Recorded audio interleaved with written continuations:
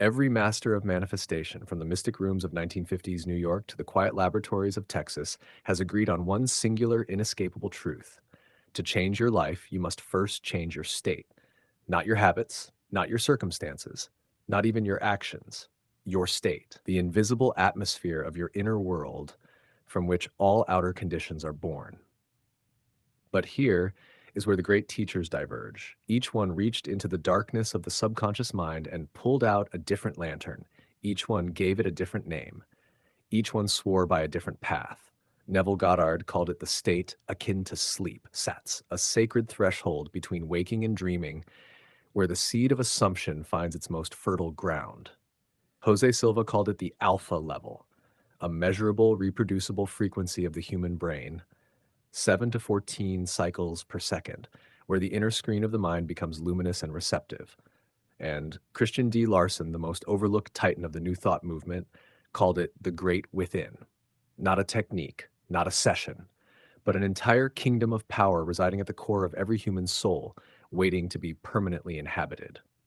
Today, we are placing these three methods side by side in the arena of results. We are examining their mechanics, their speed, their requirements, and their ultimate ceiling. And by the end of this inquiry, you will know not merely which method is fastest, but which method is yours. Let us begin where consciousness itself tends to begin each night, at the threshold of sleep.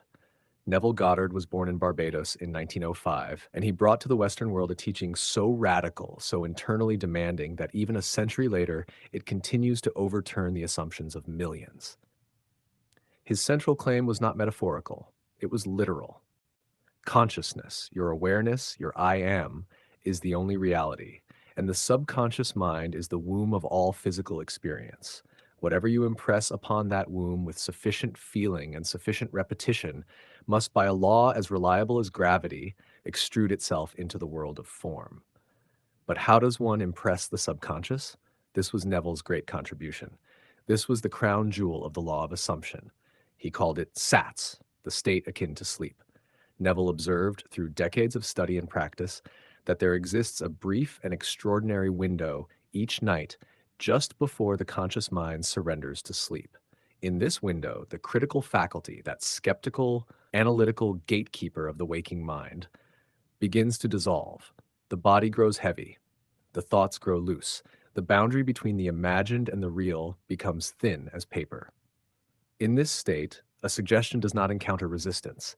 It falls directly into the subconscious like a stone into still water, and the ripples it creates will eventually become the waves of waking experience. Neville's instruction was elegant in its simplicity. As you lie in bed, drowsy and on the edge of sleep, you construct a scene. Not a long, elaborate fantasy, but a short, specific, 5-second loop of action that could only occur if your desire were already fulfilled. If you wish to be congratulated for a promotion, you feel the handshake, you hear the words, you see the familiar face of a friend lit with genuine pleasure on your behalf, and you loop that scene, gently, persistently, feeling into its reality until either the scene takes on the vivid texture of actual experience or you fall asleep within it. That last detail matters enormously. Neville did not want you merely to visualize. Visualization without feeling is, in his words, a dead letter. What he sought was the tonality of reality, that quality of aliveness and there-ness that distinguishes a genuine memory from an idle daydream. When you feel the imaginary act as though it were happening now, when the inner scene carries the weight and warmth of physical reality, you have entered SATS fully. And in that state, what you have assumed will be assumed by the subconscious without question. The speed of SATS is, among practitioners, legendary. Stories abound of desires fulfilled within days, sometimes overnight. Neville himself recounted cases of instantaneous demonstration. A man released from the military through persistent nighttime assumption, a woman who found her long-lost brother through a single, deeply felt imaginal act. These are not rare exceptions in Neville's framework.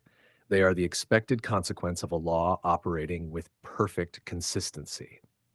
And yet, SATS has its demands. The beginner faces two primary obstacles. The first is falling asleep too quickly before the scene has been impressed with sufficient feeling. The second, and more subtle, is failing to feel at all, substituting a kind of passive mental watching for the active inner living that the technique requires. Neville was uncompromising on this point. You are not watching a movie. You are in the scene. You are the actor, and the feeling is your performance. SATS is, in the language of results, the specialist's tool. It is most powerfully suited to major life transformations, the kind that require a deep rewriting of identity. Marriage, health, a complete change of circumstance, a new self-concept forged in the darkness and delivered into daylight. It works while the world sleeps, and it works on the deepest levels of human consciousness. For the person who can feel, who can truly inhabit an inner scene, there is perhaps no more potent technique in the entire canon of metaphysical teaching. We move now from the bedroom to the laboratory.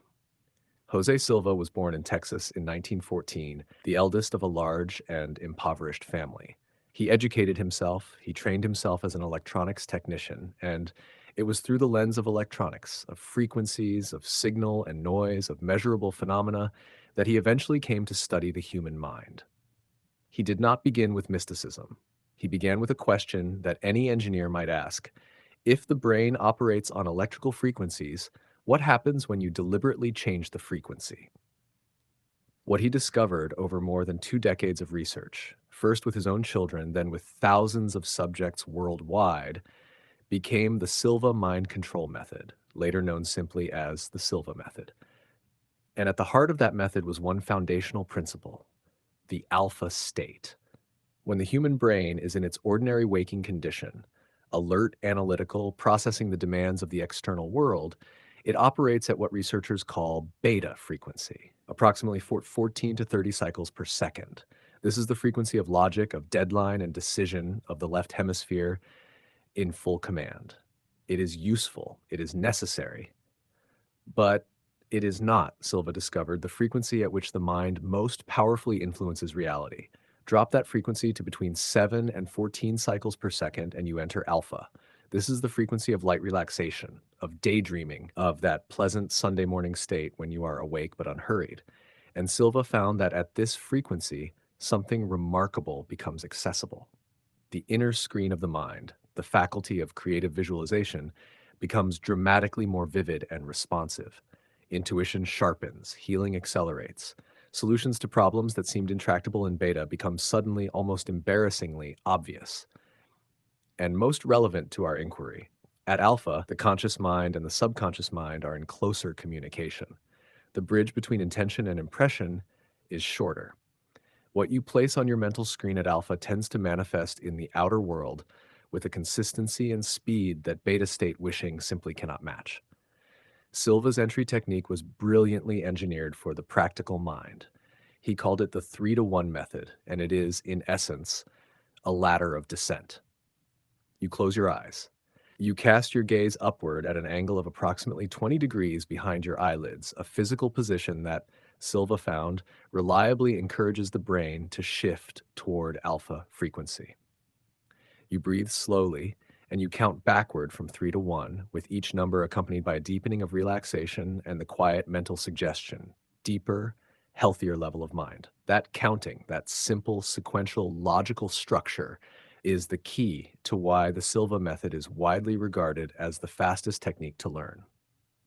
The analytical mind, which resists ambiguity and mystery, is given something concrete to do. It counts. It follows the ladder, and in following the ladder, it descends, willingly, even eagerly, into the receptive quiet of alpha. There is no wrestling with the critical faculty. There is no waiting for bedtime. You can enter the alpha level in a parked car, in an airport terminal, or in the 5 minutes before a difficult meeting. The technique is portable, repeatable, and, once practiced, remarkably rapid. Once at alpha, Silva's primary tool was the mental screen, an imagined screen positioned slightly above eye level in your inner visual field. On this screen, you first project the problem as it currently exists. You see it clearly, without judgment. Then, moving from left to right on the screen, from present to future in the direction the mind naturally reads, you project the solution, the desired outcome, the healed body, the solved equation, the received phone call, the signed contract. And finally, you inhabit the celebration. You feel the relief, the gratitude, the rightness of the outcome fully realized. The left to right progression is not arbitrary. Silva discovered that moving the mental image to the right side of the mental screen toward the future leveraged the mind's natural temporal orientation and dramatically improved the effectiveness of the visualization. For speed of results, particularly in specific, concrete, problem solution scenarios, the alpha method has few rivals. Those using it to pass exams, secure employment, accelerate physical healing, or navigate complex interpersonal situations. Report results with a frequency and speed that have made the Silva method one of the most widely studied and replicated programs in the history of human potential research. By some estimates, over 6 million people in more than 100 countries have been trained in the Silva method, not because it is mystical, but because it is reproducible. Silva gave the logical mind permission to participate, and in doing so, he opened the door to altered states for an entire generation of people who might otherwise have dismissed the inner world entirely. And now we come to the teacher who does not ask you to close your eyes at all. Christian D. Larson was born in Iowa in 1874, and he wrote prolifically in the early decades of the 20th century, books, essays, and pamphlets that circulated through the New Thought movement with remarkable energy. He is perhaps best known today for the Optimist Creed, a short declaration of mental and spiritual commitment that has been adopted by Optimist International and recited by millions worldwide. But those who have gone deeper into Larson's work, who have sat with his writings and allowed their full argument to unfold, know that the Optimist Creed is merely the headline. The real teaching is far larger and far more demanding. Larson called it the Great Within. He did not describe it as a state to be entered at bedtime, nor as a brainwave frequency to be dialed in through a countdown. He described it as a kingdom, a vast, inexhaustible reservoir of intelligence, power, and creative energy that exists at the center of every human being, entirely independent of outer circumstance and entirely unaffected by the fluctuations of ordinary experience. And his teaching, his life's work, was devoted to one question: how does a person learn to live from that kingdom rather than merely visiting it occasionally? His answer was what we now call a mental diet, though he did not use that exact phrase. He taught that the mind, like the body, is nourished or depleted by what it consistently takes in. Every thought of inferiority, every acceptance of limitation, every moment of worry, resentment, or self-doubt is, in Larson's framework, a withdrawal from the account of inner power. And every thought of possibility, of capability, of genuine appreciation for the latent greatness within oneself and within others is a deposit. The discipline of consciousness he prescribed was not a 20-minute session before sleep. It was a continuous waking practice of superior thinking. This is what Larson meant by inhabiting the great within, not visiting it, not accessing it temporarily, but living there, making the inner world of high vibration, unconditional optimism, and unshakable self-belief your permanent residence, so that the outer world has no choice but to rearrange itself accordingly. Larson taught that the delay between desire and manifestation, that frustrating gap every practitioner encounters, is caused by a single factor: inner conflict.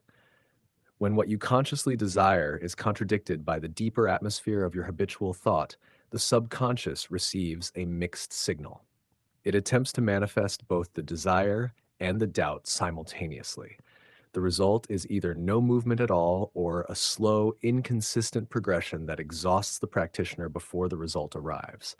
But, and this was Larson's great promise, when that conflict is resolved, when the inner atmosphere is brought into full alignment with the desired outcome through sustained superior thinking, the delay begins to vanish. Things begin to happen quickly, then very quickly, then, in advanced cases, almost instantaneously, as though the outer world is simply reflecting a consciousness that has finally become clear. This is the long game that leads to the instant result, and it is why Larson occupies a unique position in this comparison. He is not competing with Neville or Silva on the timeline of a single session. He is playing an entirely different game, the game of permanent character transformation. And on that longer timeline, his results are arguably the most complete and the most durable. The practical application of Larson's method is deceptively the most demanding, because it requires nothing external and everything internal. There is no technique to perform, no countdown to follow, no bedtime scene to repeat. There is only the unrelenting commitment to refuse inferior thinking, to catch doubt or limitation the moment it arises and replace it, not with forced positivity, but with grounded recognition of what is true. That within you is a power greater than any obstacle, wiser than any problem, and more creative than any circumstance you will ever face. Larson called this not affirmation, but recognition. The difference is profound. An affirmation says, I am becoming wealthy, and hopes the subconscious will eventually agree. Recognition says, the intelligence within me already knows the path to abundance, and that knowing is not future-based, but present and real. We have now walked through three temples of the mind. We have sat at the feet of three masters, and the honest question remains, which is fastest? The answer, when examined carefully, is that each method is fastest for the purpose it is best suited for, and the deepest answer is not a competition at all, but a collaboration. SATS is fastest for transforming identity. If what you seek is not just an outcome, but a new version of yourself, then Neville's method holds unique power. In that drowsy state before sleep, the subconscious is fully open. It does not argue or resist, it simply accepts. And what it accepts with feeling, it builds into reality. The alpha state is fastest for specific outcomes. If you need a solution, a job, healing, clarity, or resolution, Silva's method offers precision and repeatability. It is practical, accessible, and effective on demand. And the great within is fastest for building an entire life. Not a single manifestation, but a continuous state of alignment where desires flow naturally into reality because there is no longer any internal resistance. And here is the deeper insight. These methods are not rivals. They are complements, three movements of one system. Enter Alpha using Silva's method. Once there, perform Neville's SATS visualization. Feel it as real. Then, throughout your day, live from Larson's great within, refusing doubt and choosing alignment. This is not complexity. This is integration. The power has never been in the teacher. It has never been in the name, SATS, Alpha, or the Great Within. These are only tools. The power is in the practice, in returning again and again to the inner world from which your outer world is created. You are not searching for a technique. You are searching for yourself, the version of you that already has, already knows, and already is what you desire. That version is not in the future. It is within you right now, waiting for recognition. The great within is waiting, and it always has been.